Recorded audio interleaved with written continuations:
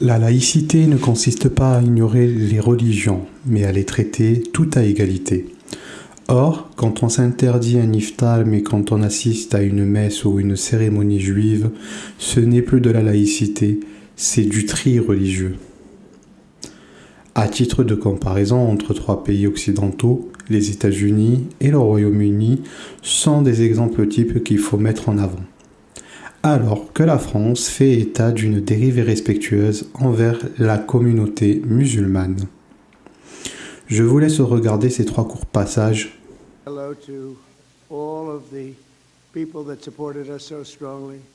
Ramadan Mubarak. فجرا جئت بعد العسر يسرا ربنا أعلاك قدرا يا إمام الأنبياء. Bruno Retailleau, première question toute simple. Pourquoi n'êtes-vous pas allé à la Grande Mosquée de Paris hier soir au repas de rupture du jeûne du Ramadan ? Question simple, comme vous dites, réponse simple, c'est que j'ai une ligne de conduite. Je suis ministre de l'Intérieur et des cultes, mais je ne participe à des cérémonies religieuses pour peu qu'il y ait une dimension officielle. Donald Trump, malgré sa politique controversée vis-à-vis des pays musulmans, entre interdiction de voyager, rhétorique islamophobe, etc., a tout de même organisé chaque année un iftar à la Maison-Blanche en renouant avec une tradition interrompue en 2017.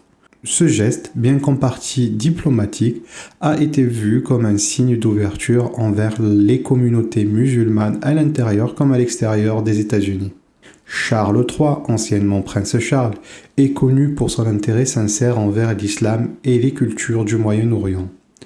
Il a souvent assisté à des événements liés au Ramadan et même célébré des iftars avec des musulmans britanniques.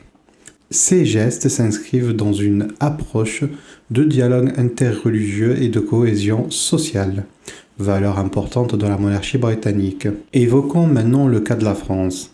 En 2024, Bruno Retailleau, figure de la droite française, a refusé l'invitation à un iftar organisé par la Grande Mosquée de Paris, expliquant qu'il refusait ce qu'il appelle un communautarisme religieux. Il s'inscrit dans une lecture très stricte de la laïcité à la française, où l'État et les représentants publics doivent rester à distance de tout symbole religieux, même dans un cadre de dialogue ou de célébration. Par contre, le fait qu'il refuse de participer à un iftar, la rupture du jeûne chez les musulmans, qui est organisé par la Grande Mosquée de Paris sous prétexte de refuser le communautarisme religieux, ne l'a pas empêché de participer à des offices chrétiens comme celle d'Ajaccio ou des cérémonies juives comme celle de la synagogue de Paris.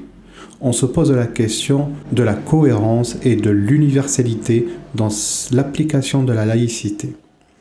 Comment peut-on se dire exempt de tout reproche alors qu'à l'invitation du CRIF, Retailleau nous gratifie par une phrase aussi haineuse que les exactions du Troisième Reich à l'égard des Juifs? Pour moi, le voile ne sera jamais une marque de la liberté, parce que c'est un vrai marqueur de la soumission. Je vous le dis, le voile n'a rien à faire dans les compétitions sportives, bien évidemment.